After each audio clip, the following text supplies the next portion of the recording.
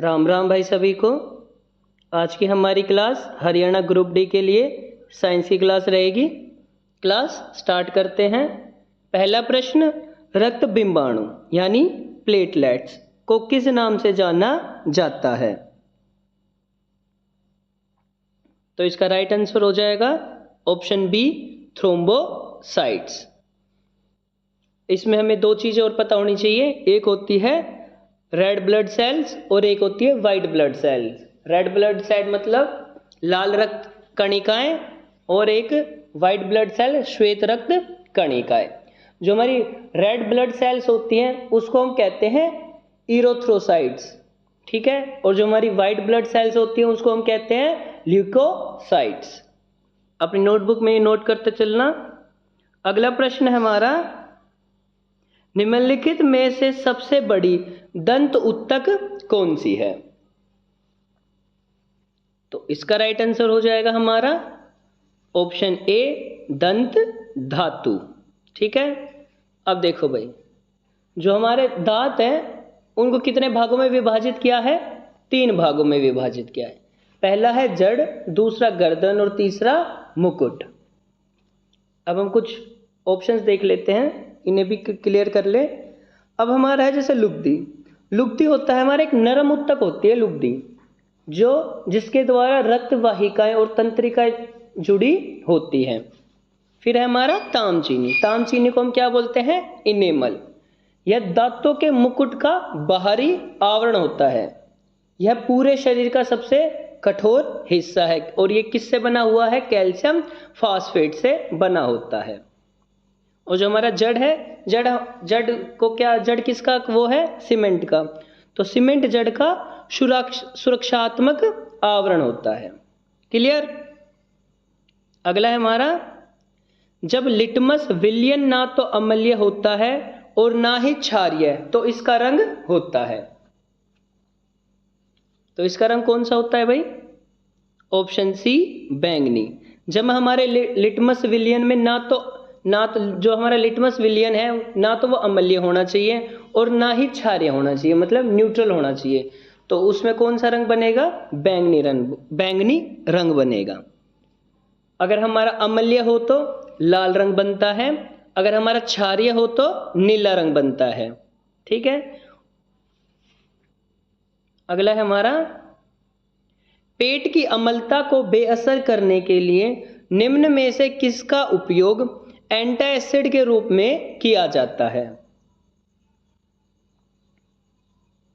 तो इसका right answer हो जाएगा भाई ऑप्शन डी, मैग्नीशियम हाइड्रोक्साइड, ठीक है। इसे हम मिल्क ऑफ मैग्नीशिया भी बोलते हैं। इसका पीएच वैल्यू कितनी होती है? 10.5 से लेके 11.5 तक। अगला प्रश्न है हमारा, अम्ल और क्षार के बीच की प्रतिक्रिया को क्या कहा जाता है? आपके ऑप्शन है भाई। इसका राइट आंसर हो जाएगा ऑप्शन डी, उदासीनीकरण प्रतिक्रिया। उदासीनीकरण प्रतिक्रिया को हम बोलते हैं न्यूट्रलाइजेशंस। इसका मतलब क्या है? जब अम्ल और क्षार आपस में प्रतिक्रिया करते हैं तो एक दूसरे को निष्प्रभावी कर देते हैं। निष्प्रभावी मतलब न्यूट्रल कर देते हैं जब वो आपस में प्रतिक्रिया करते हैं, ठीक है।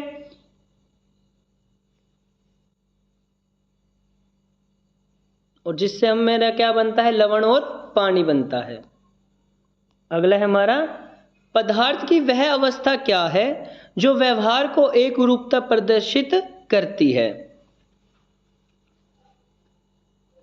तो इसका राइट आंसर हो जाएगा ऑप्शन डी, गैस। क्योंकि गैस के जो अणु होते हैं ना, अगर वो हवा में आपस में टकराते हैं तो उनसे कोई इफेक्ट नहीं पड़ता, ठीक है। तो इसलिए वो एक रूप ही, एक जैसे ही रहते हैं, एक समान ही। अगला है हमारा, जब दूध दही में परिवर्तित होता है तो किस प्रकार का परिवर्तन होता है? तो इसका राइट आंसर हो जाएगा हमारा ऑप्शन डी, रासायनिक परिवर्तन होता है, ठीक है भाई। रासायनिक परिवर्तन क्या होता है? यह एक नया उत्पाद बनाती है, ठीक है। और यह अनचेंजेबल है, इसको चेंज नहीं कर सकते। जैसे दूध से हम दही तो बना सकते हैं, लेकिन दही से हम दोबारा दूध नहीं बना सकते, तो इसलिए हम इसको चेंज नहीं कर सकते। वो होती है हमारी रासायनिक परिवर्तन। और एक आता है हमारा भौतिक परिवर्तन। तो भौतिक परिवर्तन क्या होता है? ये पदार्थ का बस रूप बदलता है, ठीक है। रासायनिक पहचान नहीं बदली जाती। ये रूप चेंज कर सकता है लेकिन उसकी पहचान नहीं बदल सकता। जैसे हम बर्फ है, सॉरी दूध है, दूध के हम बर्फ जमा सकते हैं और बर्फ से हमारा दूध मिल सकता है हमें वापस, यही है। फिर हमारे एक ये समतापीय परिवर्तन, यह एक प्रकार का ऊष्मागति प्रक्रिया है जिसमें किसी प्रणाली का तापमान स्थिर रहता है, ठीक है। अगला क्वेश्चन हमारा, जब कपूर को गर्म किया जाता है तो निम्नलिखित में से कौन सा परिवर्तन होता है? ये भाई मिस टाइप है, ये चीजें मिस टाइप है। जब कपूर को गर्म किया जाता है तो निम्नलिखित में से कौन सा परिवर्तन होता है? तो भाई इसका राइट आंसर हो जाएगा हमारा ऑप्शन ए, यह ठोस से सीधा गैस में चेंज हो जाता है, ठीक है। क्यों? क्योंकि यह एक सब्लिमेशन प्रक्रिया से गुजरता है, ठीक है। जो ठोस है वो गैस में चेंज हो जाती है बिना द्रव अवस्था के, मतलब कि जो सॉलिड स्टेट है वो किस में चेंज होता है? गैस स्टेट में चेंज हो जाता है without change into liquid state. Okay, अब हम कुछ पढ़ ले, इनके बारे में और जानकारी ले लेते हैं।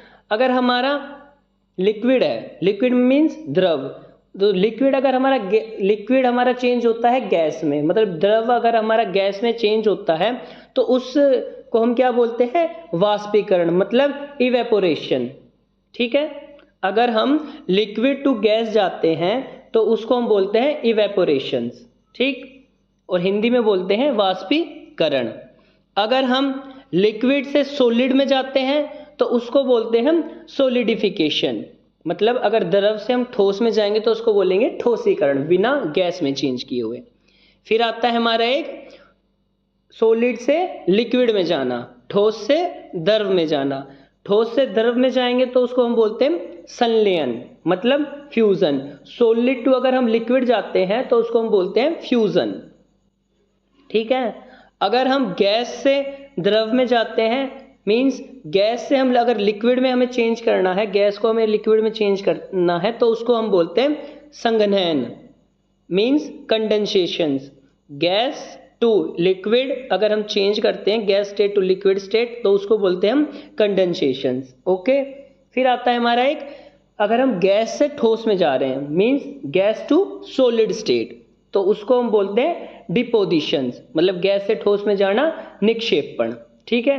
भाई अपना ये नोट कर लेना नोटबुक में, ये बहुत ही इंपॉर्टेंट है आगे। अगला है हमारा, निम्नलिखित में से कौन सा संपर्क बल का सही उदाहरण है? ठीक है, आपके ऑप्शन है ए स्थिर वैद्युत बल, बी मांसपेशी बल, सी गुरुत्वाकर्षण बल, डी चुंबकीय बल। तो इसका राइट आंसर हो जाएगा ऑप्शन बी मांसपेशी बल, ठीक है। संपर्क बल होता है हमारा कॉन्टैक्ट फोर्स, जिसमें हमें फिजिकल कॉन्टैक्ट की जरूरत होती है, जैसे किसी को धक्का देना या फिर किसी भारी सामान को खींचना, उठाना, ये हमारा सब क्या होता है? कॉन्टैक्ट फोर्स होता है, मीन संपर्क बल। और हमारा नॉन कॉन्टैक्ट फोर्स, जिसमें हमें फिजिकली कुछ करने की जरूरत नहीं होती, जैसे हमारा गुरुत्वाकर्षण है, चुंबकीय है, स्थिर वैद्युत बल है, ये सब हमारे किस में आते हैं? नॉन कॉन्टैक्ट फोर्स में, जिसमें हमें फिजिकल कॉन्टैक्ट की कोई जरूरत ही नहीं होती। अगला हमारा, जब नाविक नाव से कूदता है तो नाव पीछे की ओर चली जाती है, यह क्या दर्शाता है? तो यह क्या दर्शाता है? इसका राइट आंसर हो जाएगा ऑप्शन डी गति का तीसरा नियम। गति का तीसरा नियम कहलाता है यह। तो गति का तीसरा नियम मतलब न्यूटन का थर्ड लॉ में क्या कहता है कि मतलब जैसे को तैसा, जैसे को तैसा इन द सेंस, अगर हम कोई चीज आगे जाएंगे तो वो हमें पीछे की तरफ खींचेगी, ठीक है। पहला नियम हमारा क्या कहता है कि भाई जो चीज जब तक उसमें अपनी पोजीशंस में है, मतलब रेस्ट पोजीशन में, वो तब तक रेस्ट में रहेगी जब तक उस पर हम कोई बाहर से मोशन वगैरह कुछ नहीं लगाएंगे। थर्ड नियम होता है टिट फॉर टैट वाला। आगे है केंद्राभिमुख बल का दूसरा नाम क्या है? तो इसका आंसर हो जाएगा ऑप्शन डी, अभिकेंद्रीय बल। अभिकेंद्रीय बल मतलब सेंट्रीपिटल फोर्स। सेंट्रीपिटल फोर्स क्या होता है? जैसे हम रस्सी में कोई वो बांध देते हैं ना, कोई पत्थर बांध दिया और उसे हम सर्कुलर मोशन में घुमाते हैं, तो वो सर्कुलर मोशन में घूमना ही क्या होता है? हमारा सेंट्रीपिटल फोर्स होता है, जो सर्कुलर में ही फोर्स लगता है। अगला है हमारा, किसी पिंड पर अल्प अवधि में लगाए गए बल को किस रूप में जाना जाता है? इसका राइट आंसर हो जाएगा ऑप्शन ए, आवेग। आवेग मीन्स इंपल्स। अगला है हमारा, कौन सा भौतिक सिद्धांत रॉकेट इंजन, जेट इंजन और निक्षेपित गुब्बारों द्वारा उत्पन्न प्रणोदय की व्याख्या करता है? तो इसका राइट आंसर हो जाएगा ऑप्शन ए, न्यूटन के गति के नियम। अगला है हमारा, किस प्रकार के घर्षण को स्वसमायोजन बल माना जाता है?